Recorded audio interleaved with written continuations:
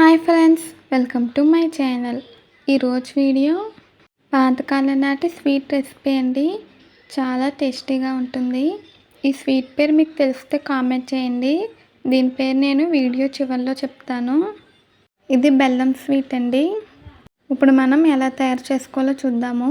ముందుగా 1 కప్పు బియ్యం తీసుకున్నానండి. ప్యాన్ పెట్టి బియ్యం వేసుకుని వేయించుకోవాలి.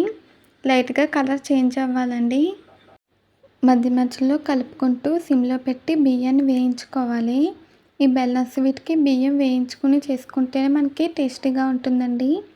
ఒకవేళ మీరు కావాలంటే మనం బియ్యం వేయించుకుని మిక్సీ పట్టుకుని బియ్యం పిండి చేసుకునే బదులు మనకి ఇంట్లో ఉన్న బియ్యం పిండితో కూడా చేసుకోవచ్చు. కానీ ఇలా వేయించుకొని తయారు చేసుకుంటేనే టేస్టీగా ఉంటుందండి. చూడండి ఫ్రెండ్స్, ఇలా కలర్ వస్తే సరిపోతుందండి. ఇలా ఫ్రై అవ్వాలి. ఇప్పుడైతే నేను స్టవ్ ఆఫ్ చేసానండి. ఈ బియ్యం చల్లారాలి. ఇది చల్లారిపోయాక చూపిస్తానండి. చల్లారిపోయింది. ఇప్పుడు మనం దీన్ని మిక్సీ జార్లో వేసుకుని మూత పెట్టుకుని బియ్యం పిండిని రెడీ చేసుకోవాలి. ఇది మిక్సీ పట్టుకుని సాఫ్ట్గా మెత్తగా అయ్యేంత వరకు కూడా రెడీ చేసుకోవాలండి. చూడండి ఫ్రెండ్స్, మనకి బియ్యం పిండి అయితే రెడీ అయిపోయిందండి. 1 కప్పు బియ్యానికి 1 కప్పు బెల్లం తీసుకోవాలి. ఇక నేను బెల్లాన్ని తురిమి పెట్టుకున్నాను. ఇప్పుడు ఒక గిన్నెలో 1 కప్పు బెల్లం వేసుకుని 3 కప్స్ వాటర్ వేసుకోవాలండి. వాటర్ వేసుకుని బెల్లాన్ని కరిగించాలి. మీరు కనుక ఫస్ట్ టైం మా ఛానల్ చూస్తున్నట్టయితే ప్లీజ్ లైక్, షేర్, సబ్స్క్రైబ్ చేయండి. మనం చాలా ఈజీగా టేస్టీగా చేసుకోవచ్చండి. ఈ స్వీట్ చాలామందికి తెలీదు. ఇది అమ్మమ్మ కాలం నాటి పాతకాలం రెసిపీ అండి. చాలా బాగుంటుంది.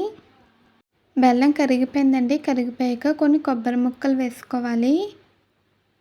తర్వాత మనం మిక్సీ పట్టుకున్న బియ్యం పిండిని జల్లించి తీసుకున్నానండి. అప్పుడు ఇంకా మెత్తగా ఉంటుంది కదా.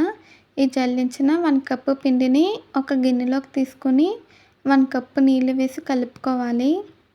ఈలోపు ఆ బెల్లం నీళ్ళలో చిటికెడు ఉప్పు వేసానండి.